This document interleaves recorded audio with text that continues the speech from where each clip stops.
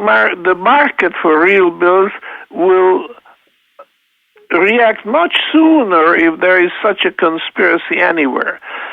And the last thought which I want to give you in this connection is that the the real bill cannot be rolled over. At maturity, it must be paid in gold coin, or else the name of the merchant goes on the blacklist, and he will not be able to discount a real bill again ever. And his name is going to be remembered as as one of the people who cannot be trusted with real bills. I have a quick question right there. For example, how about all the entrepreneurs who are involved in business who you often hear do pay bills late, but yet many of them create great products that are brought to the market, software programs, computers, devices, etc. You know, when entrepreneurs start off with nothing, just in their house or their apartment or in their garage. So if a person's name is impugned, isn't that going to be a deterrent to entrepreneurs? Yes, if it is, it's a good thing too, because it probably means that the demand is not there.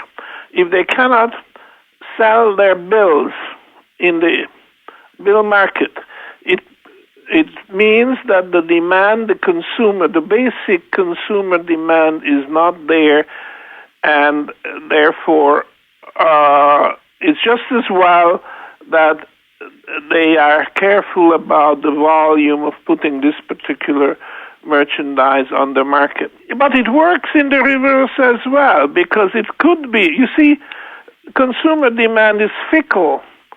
You cannot predict what the consumer will want and how badly the consumer will want it and how much. So this has to be, it's touch and go. You have to find it out.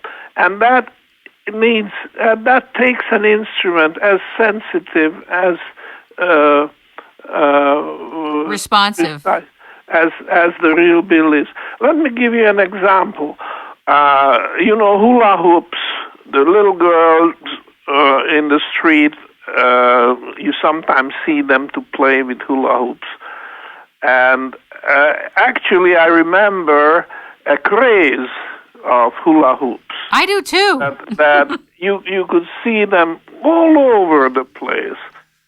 You know, summertime comes and the little girls in the parks and even streets and public places were playing with hula hoops. Now, normally, I would say the production and distribution of hula hoops with real bills is not going to work because there's not enough demand for them.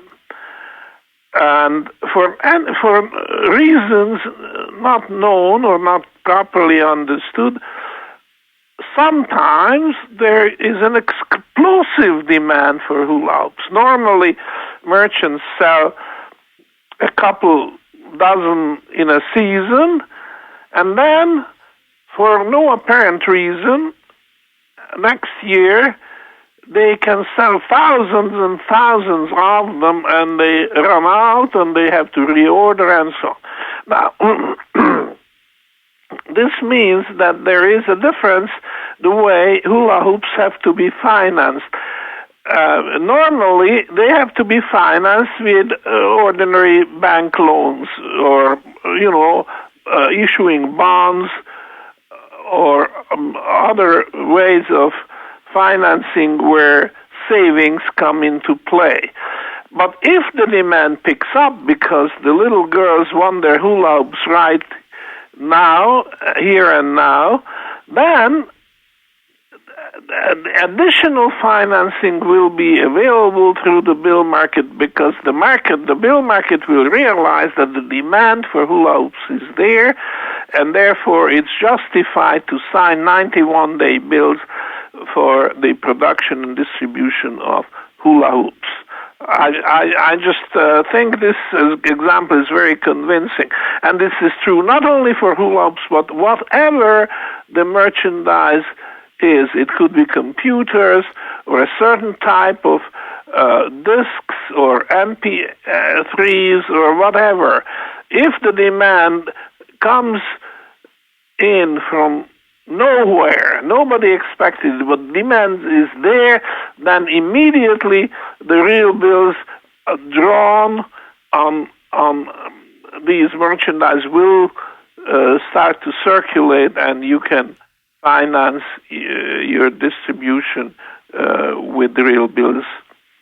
And when the season is over and the demand ebbs, it disappears, then of course you can no longer draw bills against them. So this is something extremely flexible, and it follows the the ups and downs of consumer demand.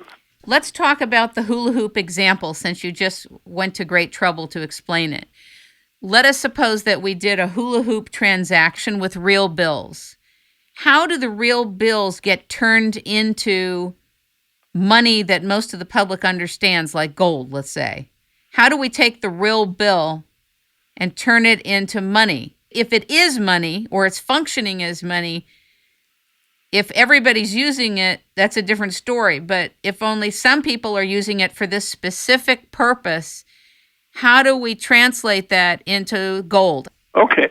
Now, the hula hoop manufacturer and the wholesaler of hula hoops, they deliver the hula hoops, and then the bill is signed by the retail merchant that accepted. That means that they accept the terms, 91 days, and they will pay that bill and then return the signed bill to the, let's say, the wholesale merchant.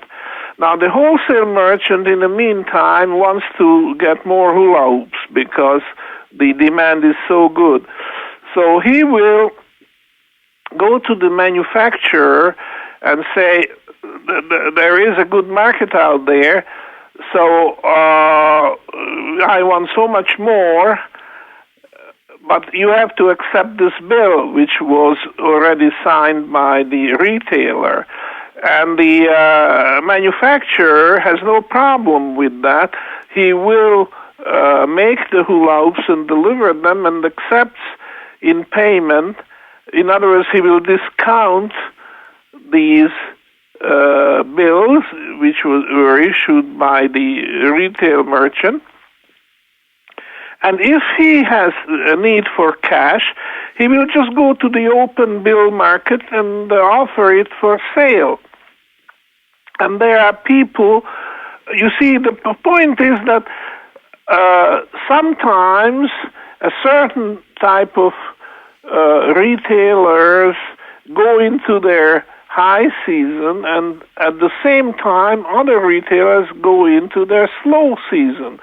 Think of, say, the fuel merchant who will go into the low season in springtime, when the hula hoop season starts. So the fuel merchant will draw down his inventory of fuel. Think of firewood or coal or oil, heating oil, doesn't matter. It's just an example. And he wants to put his money to some good use.